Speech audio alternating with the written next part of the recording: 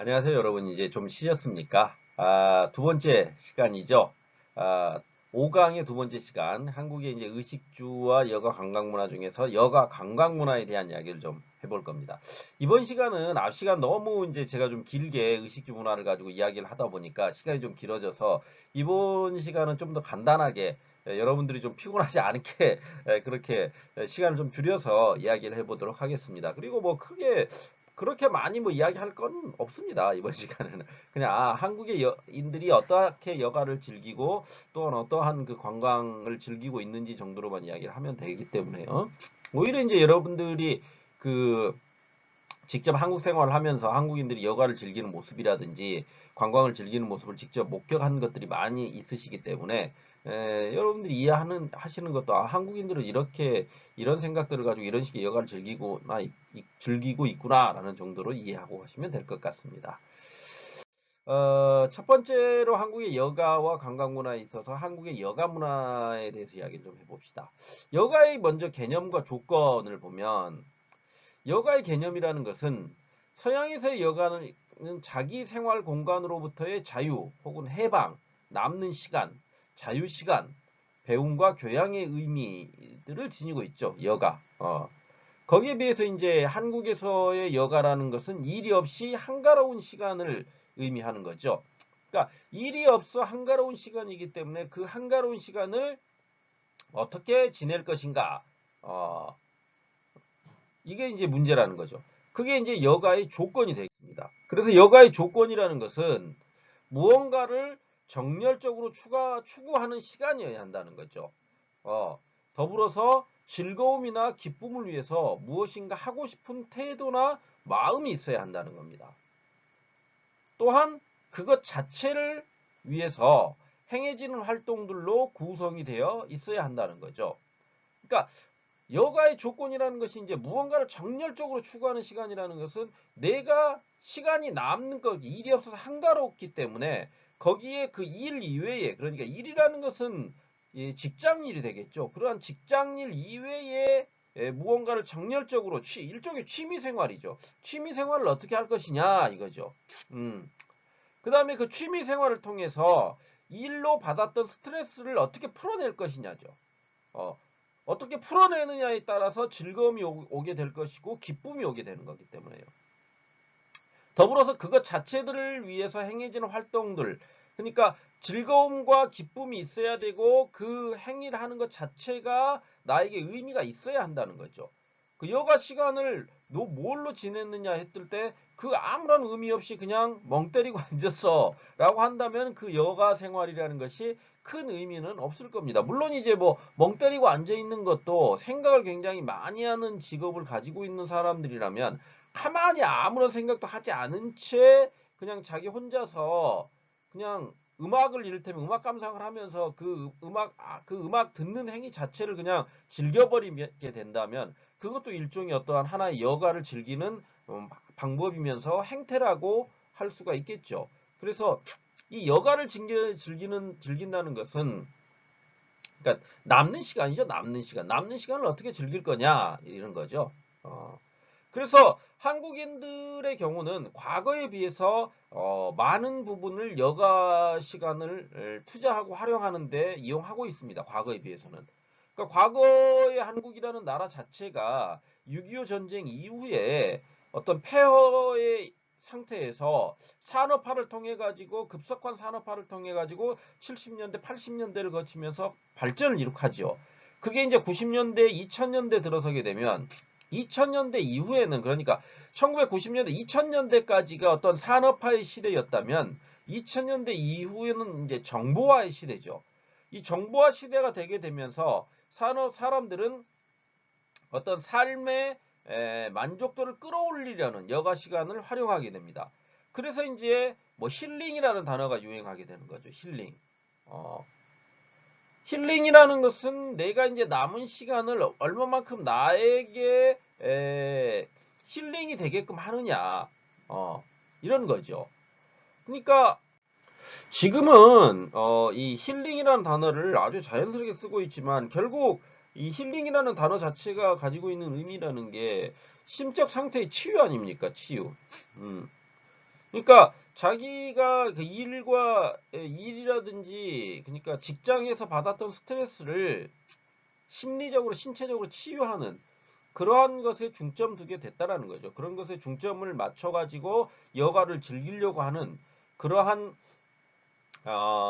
행위 형태들이 많이 드러나는 그러한 특성을 가지게 되었다라는 거죠.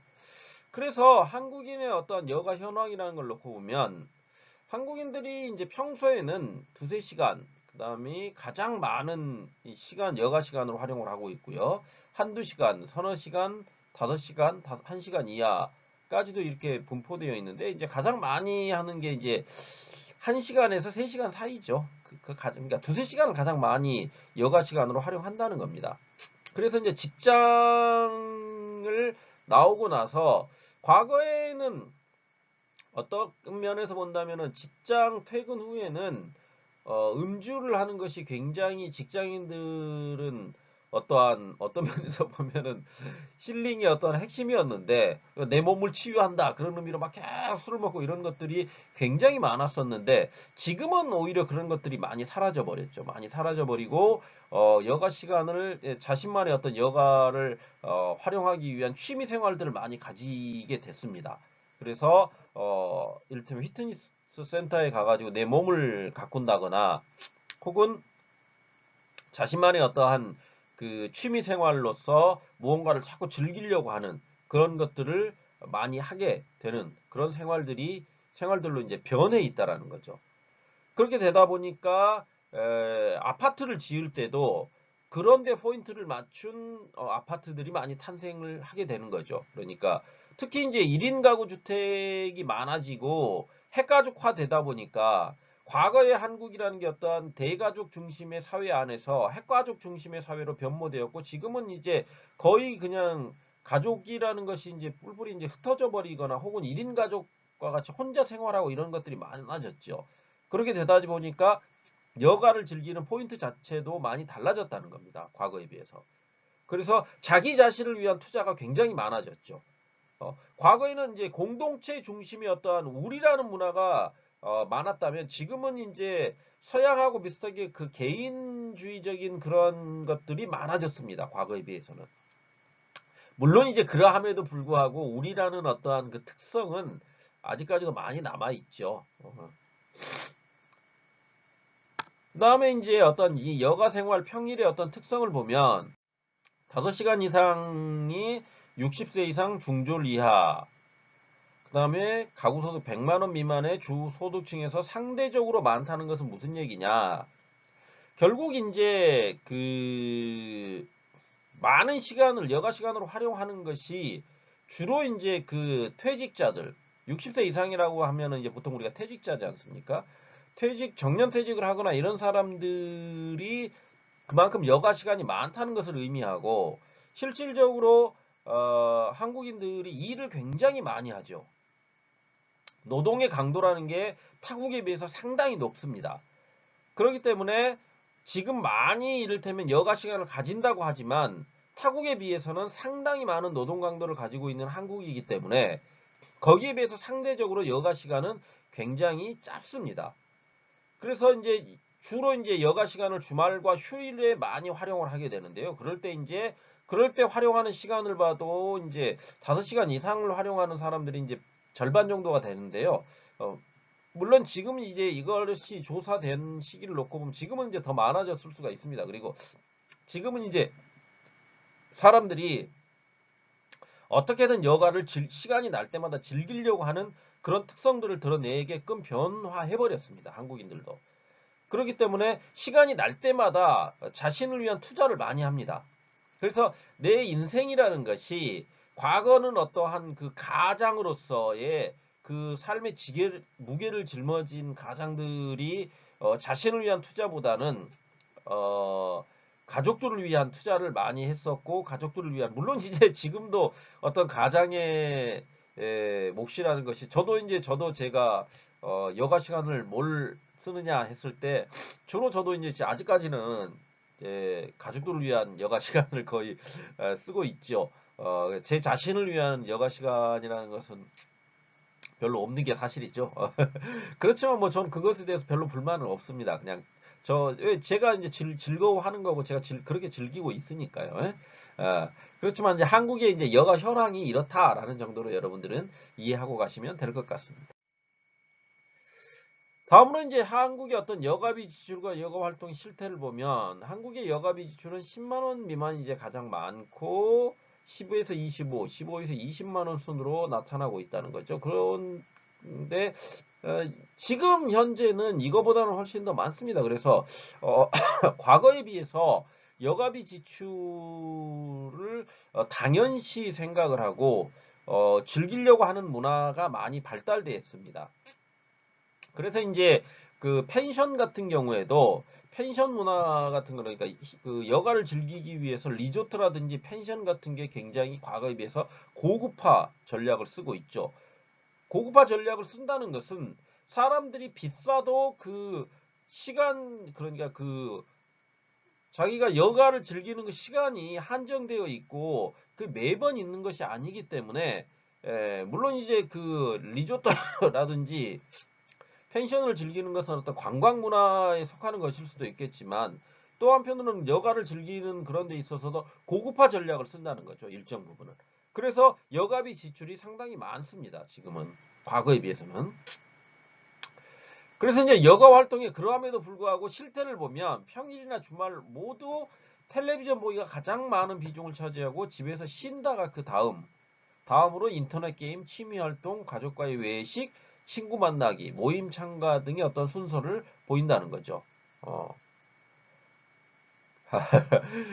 물론 많기는 하지만 그러함에도 불구하고 이러하다는 거죠. 그런데 이거는 뭐 어느 나라를 가든지 다 똑같을 겁니다. 비슷할 겁니다. 그러니까 텔레비전 보기가 가장 그러니까 많지요. 어떤 면에서 본다면 더군다나 이제 지금과 같은 이러한 상황 자체가 이렇게 돼버렸을 때 코로나 사태가 인해 가지고 더욱더 집콕이 많잖아요. 집에 콕 박혀가지고 있는 집콕이 많다 보니까 텔레비전 보기가 더 일상화돼 버렸죠. 그러다 보니 이제 넷플릭스 같은 것들이 지금 뜨고 있지 않습니까? 더 많이. 어, 그다음 뭐 취미 활동, 인터넷 게임, 그다음 가족과의 외식, 친구 만나기 뭐 이런 것들이 어떤 여가 활동의 어떤 한 대상으로서 행해지고 있다라는 정도로 이해하고 가시면 될 것 같습니다. 더불어서 이제 여가 활동의 어떤 걸림돌이라는 것은 결국 시간 부족과 경제적 부담, 그다음에 평일과 그러니까 시간 부족과 경제적 부담이 평일과 주말에 모두 높게 나타났는데 이제 평일에는 주로 시간 부족, 주말에는 경제적 부담이 가장 높은 결과로 나타났다는 거지 걸림돌로서요. 그러니까 그 평일에는 그러니까 직장을 나가야 되기 때문에 직장을 퇴근하는 시간이 보통 이제 5시, 6시 아닙니까?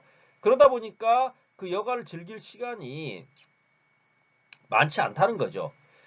더불어서 이제 주말이 되면 아무래도 시간이 평일보다는 많이 있기는 하지만 경제적 부담 때문에 여가를 즐기는 것을 주저하고 있다. 이거는 뭐 어느 나라나 비슷한 동일한 형태를 보이고 있을 겁니다. 한국만의 어떤 특별한 그런 것들은 아니죠. 그래서 이런 정도가 이제 한국인들의 어떤 여가 문화다라는 정도로만 여러분들이 이해를 하고 가시면 될 것 같습니다. 다음으로 이제 한국의 어떠한 관광 문화를 한번 살펴봅시다. 관광의 개념. 그래서 관광이라는 것은 다른 지방이나 다른 나라에 가서 그곳의 어떤 풍경 혹은 풍습, 문물 따위를 구경하는 것을 의미하지요. 그렇기 때문에 여가 활동의 한 형태로서 그러니까 여가 활동의 연장선상 안에 있다라는 겁니다. 생활 환경의 변화를 바라는 인간의 어떤 기본적 욕구 충족을 위하여 일상생활을 떠나서 다시 돌아올 예정으로 타국이나 타 지역을 여행하는 경제, 사회, 문화적 행위이면서 이러한 행위로 파생되는 사회 현상의 총체라는 거죠. 그러면 왜 사회 현상이 총체냐 했을 때 경제, 사회, 문화적 행위를 하면서 소비를 하게 되고 그 소비라는 것들의 행위가 결국 그 지역 이를테면 관광업을 통해 가지고 그 지역 경제가 활성화되고 그 지역 사회 자체가 그 관광업을 주로 하는 또 지역도 있을 거 아닙니까? 그렇게 된다면 그러한 것들을 통해 보았을 때 이러한 행위들과 행위들이라는 것이 사회 현상을 드러내는 총체다. 이렇게 볼 수 있다는 겁니다. 그런 의미에서 이해하시겠죠? 그래서 이제 관광은 지금은 어떤 그 관광의 중요성이라는 게 굉장히 많이 부각돼 있는 거죠. 그래서 한국 안에서도 그러니까 지금 어떤 외국인들의 관광이라는 것이 주로 이제 서울 중심의 관광이었죠. 과거에는. 그런데 지금은 많이 이제 그 지방으로 분산되기 시작하고 있죠. 그래서 지방으로 분산되면서 관광이라는 게 굉장히 다양화되었습니다. 과거에 한국의 어떤 관광이라는 것은 서울 중심의 관광으로서 뭐 이를테면 명동과 이태원으로 대표되는 그러한 특정 어떤 지방 지역들을 이렇게 돌아다니면서 한국 서울 시내 안에서 그 한국적인 특성을 느끼는 그런 것이 관광의 핵심이었다면 지금은 이제 많은 지자체들이 신경을 많이 써가지고 어떤 지방의 어떤 특성을 드러내는 그 지방색을 드러내는 관광 문화 상품들을 많이 개발을 했죠. 대표적인 게 이제 제주도라고 할 수 있죠. 제주도가 그래서 지금은 어떠한 그 중국인들이 굉장히 많이 가죠. 그리고 그 제주도 자체가 한국인들에게도 어떠한 힐링의 공간으로서 많이 소비가 되고 있는 곳이죠. 아무래도 이제 제주도기 때 섬으로서 육지와는 떨어져 있기 때문에 이색 공간으로서 충분한 관광 자원으로서의 의미를 지니게 되는 겁니다. 그래서 이제 이러한 관광의 공통적 속성이라는 것은 첫 번째 관광 욕구를 충족시켜 준다는 거죠. 그러니까 즐거움을 주고 휴식을 주고 새로운 볼거리를 주고 기분을 전환시켜 주면서 생활에 어떤 변화를 주고 자신과 세상을 돌아보고 혹은 알아보게 하는 그런 것을 추구하고 충족시키는 행위가 관광이기 때문에 그러한 관광의 욕구를 충족시키는 게 관광의 공통적 속성이다. 이렇게 볼 수 있다는 거죠. 다음으로 이제 자유우사라는 거죠. 관광이라는 것은 타인의 어떤 강압이라든지 혹은 의무로 하는 것이 아니죠. 그래서 자유우사를 통해서 시간과 공간이 선택되어서 자발적으로 이루어지는 것이 관광이라고 할 수가 있는 거죠. 그러다 보니까 일정한 시간 안에 일상생활권으로 다시 돌아올 것을 전제로 해서 일시적으로 이동해서 시간적으로 일정한 시간이 필요하죠. 물론 이제 이 관광 목적으로 우리나라를 들어왔다가 눌러 앉게 되는 경우도 가끔은 있습니다. 너무 이제 한국이 좋아가지고. 그런 경우도 있겠지만 관광 목적이라 그랬을 때는 일정 시간, 그러니까 일상생활관으로 다시 돌아갈 것을 전제로 해가지고 일정 시간을 관광에 투자하게 된다는 거죠. 다음으로 공간적 이동이 일어나고 있죠. 공간적 이동. 그래서 공간적으로 일시적 이동을 통해 가지고 일상생활권을 벗어나게 된다는 거죠. 또한 경제적 소비를 하게 돼 있죠. 관광은. 그래서 관광 목적 달성을 위해서 경제적 소비 행위가 수반된다는 거죠. 아까 말씀드렸듯이 이제 잠을 자더라도 숙박업소가 있어야 될 거 아닙니까? 그러니까 리조트라든지 펜션 이런 것들이 경제적 소비를 부추기는 그런 요소들이라고 할 수가 있는 거죠. 더불어서 사회문화적 행위라는 거죠. 관광이라는 것은. 그래서 타 지역 사람들을 만나서 그들과의 어떤 사회문화적 교류를 하기 위해서 하는 건데 문화적 갈등과 충격이 수반되기도 하죠. 그러니까 한국 안에서 하지 말아야 될 행위들을 만약에 하게 된다. 그랬을 때는 그 현지인들과 문화적 갈등을 일으킬 수도 있는 것이고 또한 자신들이 느껴보지 못했던 어떠한 식문화에서의 충격이라는 것도 있을 수 있거든요. 그러니까 이제 뭐 대표적인 게 외국인들이 많이 이제 충격적으로 받아들이는 식문화가 한국에서 산낙지 아닙니까? 산낙지를 먹는다는 거. 그러니까 낙지가 살아있는데 그걸 어떻게 먹어라고 하지만 저도 산낙지는 좋아하거든요. 그거는 하나의 식문화이기 때문에 인정을 해줘야 되는 측면이 있습니다. 각 나라들마다. 그래서 뭐 여러분들도 그 어떠한 문화적 충격이 분명히 있었을 겁니다. 한국에 오셔가지고 그런 것들은 관광이라는 행위를 통해서 나타날 수 있는 거기 때문에 뭐 그거는 받아들여야 되겠죠. 다음으로 이제 생태 환경과의 교감, 그러니까 다른 생활권의 어떤 생태 환경과의 교감을 통해 가지고 느낌을 주고받는 행위다. 이게 이제 관광이 가지고 있는 공통적 속성이다. 이렇게 보시면 될 것 같습니다. 이런 걸 통해 봤을 때 어떤 한국이 가지고 있는 관광 환경이라는 것이 무엇이냐 이런 얘기를 이제 마지막으로 좀 해볼까 하는데요. 주 5일제 근무의 확대와 소득 수준의 향상, 그 다음에 의학기술의 발달, 핵 가족화, 그 다음에 고령화, 이러한 것 등이 관광 수요의 어떤 증가로 이어졌다는 겁니다. 한국 안에서도. 근로조건의 개선이죠. 주 5일제 근무 확대라는 것이. 더불어서 소득 수준의 향상이라는 것이 결국 삶의 질과 건강에 대한 관심을 증폭시키게 되었고, 사람들이 이제 힐링 하는 말들을 많이 하지 않습니까? 내 몸과 마음의 어떤 정신적 치유를 위해서 여행을 하게 되는 것이고, 그러한 여행들이 과거와는 다르게 여행의 행태까지 바꿔놨다는 거죠. 그럼 여행의 행태가 어떤 식으로 바뀌었느냐? 과거에는 이를테면 단체 관광을 하거나 경관 중심, 경관이라는 것은 경치죠, 경치 일종의. 그러니까 그 아름다운 경치라든지 혹은 아름다운 것들을 바라보는 것에서만 그쳤다는 거죠. 그 관광이라는 게. 그런데 그러니까 단조로웠다는 겁니다. 관광 자체가. 그런데 지금은 어떤 자유관광, 생태관광, 모험관광, 테마관광 눈으로 관광의 형태가 굉장히 다변화됐다는 겁니다. 자유관광이라는 것은 이런 거죠. 자기 마음대로 돌아다니고 싶은 곳을 마음대로 돌아다니는 거죠. 더군다나 이제 한국의 어떤 인터넷 문화라는 게 굉장히 발달되다 보니까 그 흔히 얘기하는 맛집들도 검색만 해보면 나오지 않습니까? 그러면 그 지역의 맛집이 어디고 또 뭐 이런 거 있죠. 현지인들이 꼽은 맛집 막 이런 것들도 엄청난 정보들이, 그러니까 정보의 양이라는 게 엄청나게 많거든요. 그렇게 되다 보니까 과거에는 어느 곳을 간다 그랬을 때 그곳에 가게 됐을 때 그곳에 여행 가이드들이 있지 않습니까? 그럼 그 여행 가이드들이 추천하는 그런 곳들만 돌아다니는 것이 관광의 행태지요. 그러니까 우리 한국인들이 이를테면 그 동남아로 단체 관광을 간다 그럴 때가 이제 그러한 형태로 여행이 이루어지는 거 아닙니까? 그런데 이제 그걸 지금은 이제 자유관광 형태로 바꿔버렸죠.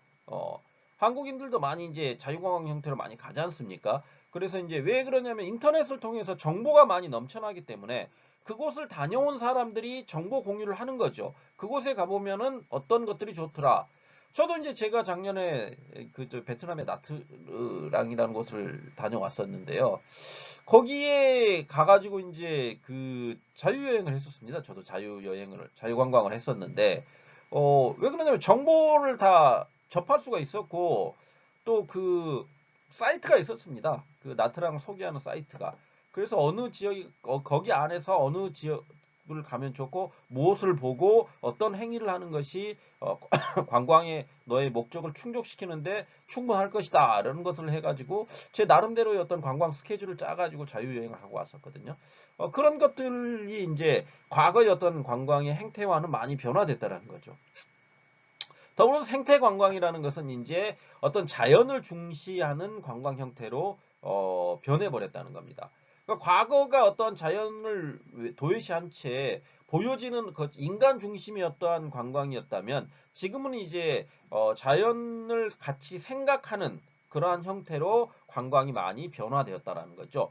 그다음에 이제 모험 관광이라는 것과 테마 관광이라는 것은 그 일상적인 경관 중심의 것에 그치지 않고 거기 안에 이제 모험적 요소들을 집어넣거나 혹은 테마의 요소를 집어넣어 가지고 관광 스케줄을 짜게 된다라는 거죠. 그래서 다양화된 형태의 어떤 관광 스케줄이 만들어진다는 거죠.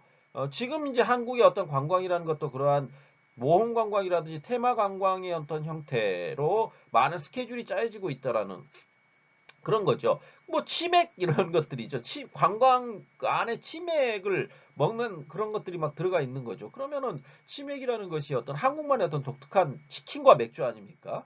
치킨과 맥주의 어떤 그러한 독특한 관광적 체험을 하게끔 만들어주는 그런 형태로 다양하게 변화가 됐다. 뭐 이런 것들도 있을 겁니다. 다음으로 이제 어떤 참여 유도, 그러니까 참여 유형도 개성 추구형과 가족 동반형, 도시 탈피형, 자기 개발형, 자기 추구형으로 변화했다라는 거죠.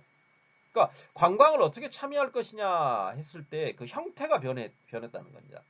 그러니까 나만의 개성을 추구하거나 혼자 가는 게 아니라 가족을 같이 동반해서 가거나 혹은 도시를 탈피해 가지고 도시 이외의 지역으로 간다는 거죠. 그러니까 서울을 벗어나 가지고 지방의 어떠한 소도시들을 가 가지고 거기 안에서의 어떤 아름다움이라든지 혹은 체험을 하게 된다라는 그런 것들이죠. 그러니까 이런 거죠. 과거에 탄광촌이었던 곳을 개발을 한다거나 과거에 탄광이었던 것을 그 탄광이었던 동굴 안에 이를테면 그 와인 저장고를 만들어 가지고 그런 것을 하나의 관광 상품으로 개발하는 그런 것들도 있거든요. 그런 것들 그게 이제 이를테면 도시 탈피형 관광에 해당되겠죠. 그다음에 자기 개발형, 자기 추구형이라는 것은 아무래도 이제 여가 생활을 즐기는 게 어떤 개인 중심 혹은 나를 개발하는 혹은 내가 누구인지를 갖다가 인식하는 것을 우선시하는 형태로 바뀌다 보니까 그 관광의 환경이라는 건 역시 그와 같은 참여 유도 유형이라는 것도 역시 변화가 일어나게 됐다라는 거죠. 그래서 한국인들이 어떤 관광이라는 것에 대해서 가지는 인식도 많이 변화가 됐습니다. 그러니까 저도 이제 그 관광을 하게 될 때는 인터넷으로 제일 먼저 뭡니까? 그 내가 관광을 하고자 하는 목적지에 제일 먼저 맛집을 검색해 봅니다. 저는 맛집을 검색해 가지고 왜 그러냐면은 어느 관광지에 갔는데 제일 과거에 기분 나빴던 것들 중에 그러니까 제가 어렸을 때 관광을 한다 그랬을 때 기분 나빴던 것들 중에 하나로 머릿속에 이제 남아있게 되는 것들이 뭐냐면 식입니다. 식. 그러니까 그 관광지에 가게 되면 그냥 관광을 하는 것이 주 목적이지 그냥 음식이라는 것은 그냥 대충 먹는다라는 정도의 인식이 굉장히 강했던 관광이었습니다. 그런데 지금은 그렇지가 않다라는 거죠. 지금은 이제 만약에 이를테면 제가 이제 가족들과 함께 경주를 간다 그랬을 때 경주에 가가지고 경주의 맛집이 어디다를 갖다 인터넷으로 다 쳐보면 나오거든요. 그러면 그 인터넷에 나온 그 맛집을 찾아가가지고 어떤 관광, 그 경관 중심의 어떤 행위를 하더라도 그러니까 경주 같은 경우에 저는 이제 우리 아이들과 갔었는데요. 그 갔던 이유는 뭐냐면 경주가 아무래도 이제 어떤 천년 고도 그러니까 신라의 천년 동안의 수도였지 않습니까? 그렇게 되다 보니까 그 천년 고도로서 그 문화유산들이 되게 많습니다. 그래서 아이들에게 그걸 보여주기 위한 거죠, 실질적으로. 그래서 신라 왕관은 이렇게 생겼다. 혹은 신라 왕들이 옛날 무덤들은 이렇더라. 이런 것들을 다 보여줬죠. 그 다음에 첨성대의 모습은 실제로 보면 이래. 이렇게 해가지고요. 그러면 그게 아이들에게 굉장히 좋은 인상을 남길 거 아닙니까? 학습 효과도 있고요. 그래서 그런 의도로 이제 경주 관광을 갔었고요. 그 관광하는 그 안에 스케줄은 제가 마음대로 자유관광 형태로 짰었던 거죠. 그러니까 숙소만 정해놓고 시간 배정이라든지 이런 거는 제가 마음대로 했었던 거고요. 그렇게 되면서 이제 중간중간에 이제 식사를 해야 되지 않습니까? 그럼 식사를 할 때 어디가 맛있더라. 뭐 그런 것들 정보. 그러면 이제 경주에 가면은 또 교동이라는 곳이 있거든요. 교동에 가면 교리김밥이라는 게 있습니다. 그 꼭 경주에 가시면 그걸 한번 꼭 드셔보세요. 그 이제 작은 김밥집인데, 굉장히 맛있습니다. 그래서 거기가 유명하다 그래요. 저도 가가지고 먹어봤는데 굉장히 맛있더라고요. 그 김밥 자체가. 그래서 아주 인상이 많이 남았습니다. 그래서, 뭐, 경주까지 가가지고 김밥을 먹느냐, 이러신 분들도 계실 수가 있는데, 그 지역의 어떤 특성이죠. 그 지역의 특색 있는 음식이니까 먹어보는 거죠. 그런 것들이 가능해졌다는 겁니다. 그게 이제 어떤 인터넷의 발달로 인해서 그렇게 변해버린 관광의 환경이라는 거죠. 그래서 정부나 지자체 역시도 관광의 어떤 중요성을 인식해가지고 다양한 문화자원을 활용한 관광상품 개발과 관광객 유치를 위해서 지금은 노력하고 있는 형태죠. 그래서 이제 각 지방자치단체들도 그 자기 지역의 어떤 관광 상품을 개발하기 위해서 많은 노력을 기울이고 있는 게 사실입니다. 그래서 제가 이제 제가 태어난 곳이 이제 여수라는 곳이거든요. 여수는 전라남도에 있습니다. 그래서 전라남도 여수라는 곳인데 여러분들이 한번 기회가 닿으시면 한번 가보시는 것도 괜찮을 겁니다. 거기는 뭐 그 이제 흔히 이제 그 여수 하면은 이제 그 여수 밤바다라는 노래로 대표되고 어떤 이순신 장군, 이충무공의 유적이 많은 그런 도시입니다. 그러면서 어떤 바다 해양 도시이기 때문에 바다의 아름다움을 느낄 수 있는 그런 도시죠. 그래서 음식 문화도 많이 발달되어 있고요. 그래서 만약에 이제 여러분들이 나중에 기회가 닿아가지고 혹시 여수에 그 관광에 의도가 있으시거나 관광 목적이 있으셔가지고 궁금하신 점이 있으시면 저한테 물어보면 제가 이제 추천해 드릴 수 있는 부분들은 있습니다. 물론 이제 저도 여수를 떠나온 지가 좀 오래되다 보니까 그곳의 어떤 그 실질적 변화에 대해서 막 민감하게 받아들이고 이런 것은 없지만 그래도 제 지인들이 아직도 거기에 많이 살고 있고 제 부모님들도 다 거기에 살고 있기 때문에 제가 그곳이 가지고 있는 특성이라든지 어느 곳을 가보면은 관광 목적을 달성하는데 굉장히 좋을 것이다 이런 안내 정도는 할 수 있기 때문에 여러분들도 한번 기회가 닿으면 거기에 다녀오시는 것도 괜찮지 않나라는 생각을 가지게 됩니다. 아무튼 여러분들과 함께 이제 한국의 어떠한 여가 문화라든지 관광 문화에 대해서 좀 이야기를 해봤는데요. 이번 시간은 좀 짧게 마치는 것을 여러분들에게 약속을 했기 때문에 이 정도로 가늠을 하면서 마칠까 합니다. 그래서 이제 그 유튜브 동영상 시청은 아까 잠깐 말씀드렸듯이 어떤 한복의 어떤 아름다움에 대한 그 다큐를 한 편 보시게 될 거고요. 그 다음에 이제 여기가 이제 3개 정도밖에 못 올리기 때문에 나머지 하나 그러니까 또 유튜브 영상 여러분들이 보실 만한 유튜브 영상이 있거든요. 어떤 그 한국의 고건축에 관한 한 15분 정도의 영상이 있으니까 그것도 시간이 되시면 반드시 한번 시청을 한번 해보시기 바랍니다. 그래서 한국의 고건축이 가지고 있는 특성을 아주 잘 보여주는 다큐멘터리이기 때문에 그 다큐멘터리 시청을 통해서 한국 문화를 좀 더 깊이 있게 이해하실 수 있는 부분들이 분명히 있으실 거라고 저는 생각을 합니다. 그래서 이 두 가지 유튜브 동영상 시청을 통해 가지고 한국 문화에 대한 이해도를 좀 더 높이셨으면 좋을 것 같습니다. 자, 듣느라고 수고들 하셨고요. 감사합니다.